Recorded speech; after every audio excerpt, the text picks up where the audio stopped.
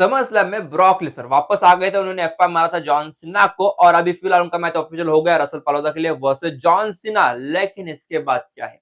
अगला अपोनेंट कौन है ब्रॉक लेसनर का और क्या ये कभी WWE चैंपियन फिर से बन पाएगा भी या नहीं?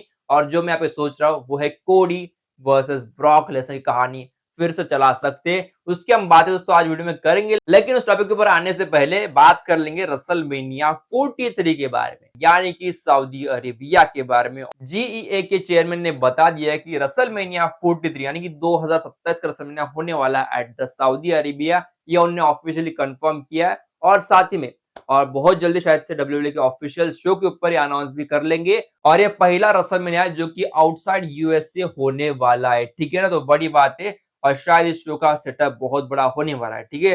तो ये फिलहाल कहानी पता चली है, तो इसको हम डिटेलली कभी ना कभी स्टडी कर लेंगे। चलो बढ़ते आगे बात कर लिया यहाँ पे टिकट प्राइस, यानी कि टीकेओ चेयरमैन ने क्या कहा है जो कि शॉकिंग सी बात थी। उन्होंने कह दिया कि विंस मैकमैन जो था ना, वो टिकट प्राइस बढ़ाता भी था ना तो फैमिलीज को देखकर ही बढ़ाता था, लेकिन उसने कभी मैक्सिमाइज नहीं किया जो उसके लिए बहुत बड़ा डिफॉल्ट था। लेकिन हम लोग ने ऐसा हम लोग मैक्सिमाइज करेंगे। हमने ऑलरेडी टिकट प्राइस बहुत बढ़ाई, लेकिन अभी हम और बढ़ाने वाले फ्यूचर में हर एक डब्ल्यूडब्ल्यूई इवेंट के लिए। और उन्होंने ये भी कहा है कि सेकंड क्वार्टर में उनका जो अभी तक जो टोटल मार्जिन रहा है वो है 59%।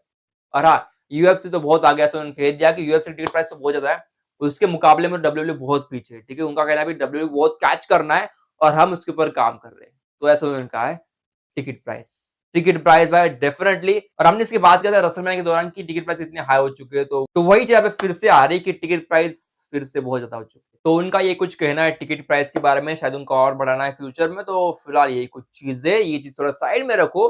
डेफिनेटली शॉकिंग सी बात तो है हमारे लिए, लेकिन चलो हम तो अभी तक लेते नहीं टिकट प्राइस। हमें तो इंडिया में जब आएंगे ना तब उनको सही में पता चलेगा टिकट प्राइस बढ़ाने का क्या नुकसान होता है, क्योंकि इंडिया वाले इतनी आसानी से टिकट प्राइस नहीं करेंगे जो कि महंगे रहने वाले जो चीज़ है, ठीक है? देखते हैं क्या चीज़ होती है, लेकिन फिलहाल यही कुछ चीज़ें निकल के आ रही है। और एक और चीज़ आती है, जो कि उन्होंने कहा है कि यहाँ पे जो रसलमेनिया का जो बात है, समरस्लैम की जो बात है, तो इस चीज़ में, इस कैलेंडर में एक और चीज़ यहाँ पे जोड़नी पड़ेगी, जो कि रसलपालोज़ा। उनका कहना है कि रसलपालोज़ा हम हर साल एनुअली कराना चाहते हैं, तो हम इस शो को एक बड़ा शो देख रहे हैं, फिलहाल उनका ऐसा कहना है, ठीक है? और इसीलिए मैं कह रहा हूँ रसलपालोज़ा बहुत बड़ा इवेंट होने वाला है। इस साल रसलपालोज़ा विल बी अ बिग, ठीक है? दोस्तों आगे बढ़ते हैं। Ilja Dragunov versus Rusev. अब इनका फ्यूड जो है ना वो आने वाले फ्यूचर में होने वाला ऐसी बात है। फिलहाल ड्रैगनोव का रिटर्न नहीं हुआ है, वो तो इंजर्ड थे, लेकिन फिलहाल कहा जा रहा है कि जब भी उनका रिटर्न होगा ना तो अगला अपोनेंट उनका जो रहेगा वो है भाई रूसो, ठीक है? तो फिलहाल वो कहानी फिलहाल बैकस्टेज की प्लानिंग हो रही है, नियर बाय फ्यूचर एक कराने का प्लान फिलहाल चल भी रहा है, ठीक है? ब्रायन डैनियल्सन ने कहा है कि अगर एडब्ल्यू नहीं होती तो भाई डब्ल्यू कभी नहीं मिलते कोडी रोड्स, ना ही सीएम पंक जैसे बड़े रेसलर्स। तो ये बात सही में सच है, क्योंकि एडब्ल्यू ने वो बड़े सेट करा के दिए और उसी कारण डब्ल्यूडब्ल्यू को फिर से उनको लेने का मौका मिला था। तो वही चीजें सही चीज है, ठीक है? डेफिनेटली ये मैटर करता है और ये बहुत बड़ी बात है, ठीक है? और शायद ये बात 100% राइट भी, क्योंकि डब्ल्यूडब्ल्यू अगर अभी तक इतनी बड़ी है तो वो राइवल कंपनी की वजह से ही है, ठीक है? मतलब एडब्ल्यू की वजह से। तो वही चीज यहाँ पे दिखाई देती है, ठीक है? और सही में अच्छी बात थी। आगे दोस्तों बढ़ते हैं, ठीक है? चलो अभी बात कर लेते हैं यहाँ पे ब्रॉक लेसनर वर्सेस कोडी की बात, जब कुछ शुरुआत में छेड़ा था तो बात कुछ ऐसे दोस्तों मुझे लग रहा है कि फिलहाल अगर मैं देख रहा हूँ स्टोरी लाइन, तो जब लास्ट मैच रसल किया था ब्रॉक ने in the WWE, I guess वो रॉ के ऊपर था और वो था वर्सेस कोडी रोड्स, और वो मैच हार गए थे, ठीक है?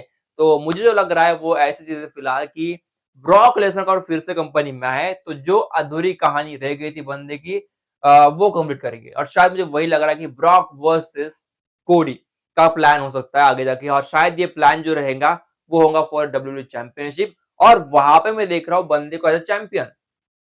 वाओ क्या फीलिंग है ना, चैंपियन ब्रॉक लेसनर फिर से। और मैं कहूंगा अगर वो जीतता है ना तो पुराना जो एरा था ना, मतलब 2-4 साल पहले का जो कुछ था, और रोमन ब्रॉक जैसा कुछ कहानी बना रहे थे, मुझे वो एरा की याद आएंगी बस। सही में वो एक इम्पोर्टेंट और एक बेहतरीन पीरियड था, और फिर से उस कंपनी का जो पीरियड वापस आएगा तो मुझे लग रहा है कि कंपनी का बहुत बड़ा बूस्टअप होगा।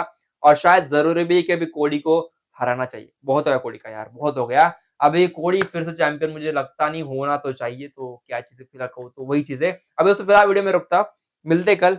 और आज ब्रॉक की ज़्यादा बातें नहीं किया, ब्रॉक लेसनर ने थोड़ी-सा टीज़ दिया है बस आज, शायद से कोडी will be his next opponent, इतना कहूँगा आज।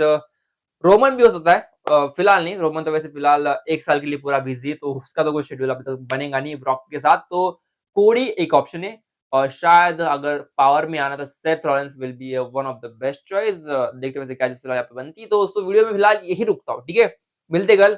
कल आएंगे with one more video, one more interesting topic. Till then channel को लाइक, सब्सक्राइब, शेयर कर दो। स्टे ट्यून रहना, चैनल को हाइप बटन भी दबा देना। तब तक दोस्तों, बाय।